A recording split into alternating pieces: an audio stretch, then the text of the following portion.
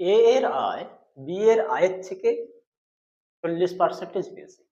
তাহলে বি এর আয় এ এর আয় অপেক্ষা কত শতাংশ কম সেটা হিসাব করতে হবে।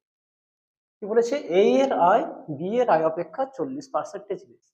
আমি যদি বলি যে এখন বি এর আয় ১০০ টাকা, তাহলে এ এর আয় কত হবে? এ এর আয় বি এর আয় অপেক্ষা 40% বেশি। তাহলে এ এর আয় নিশ্চয়ই ১৪০ টাকা। বোঝা গেল? এবার আমাকে প্রশ্ন কি করেছে? তাহলে বি এর আয় এ এর আয় অপেক্ষা কত শতাংশ কম সেটা আমাকে হিসাব করতে হবে।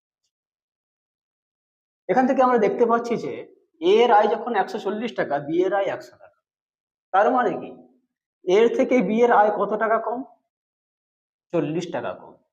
এই ৪০ টাকা কম কখন হচ্ছে? যখন এ এর আয় হচ্ছে ১৪০ টাকা। তাহলে এটাই লিখি। ১৪০ টাকাতে কম হচ্ছে কত? ৪০ টাকা। তাহলে ১ টাকাতে কম হচ্ছে কত?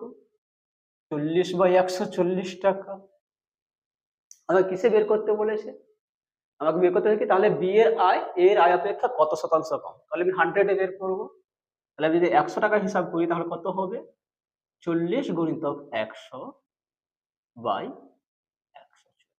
এটাই আমাদের অ্যান্সার। এই 0 কাটবো। ২ এ কাটলে ৫, ২ এ কাটলে ৭, দাঁড়ালো কত? ২০০/৭। ২০০/৭ মানে কত?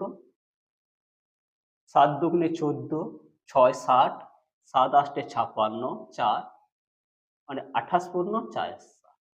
তাহলে আমরা কি পেলাম? না তাহলে পেলাম যে বি এর আয় এ এর আয় অপেক্ষা ২৮ পূর্ণ ৪ এর ৭% কম।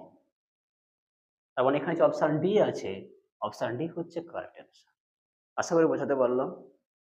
যদি গণিত ভালো লেগে থাকে তাহলে ভিডিওটা শেয়ার করে রাখবেন এবং প্রোফাইলটা ফলো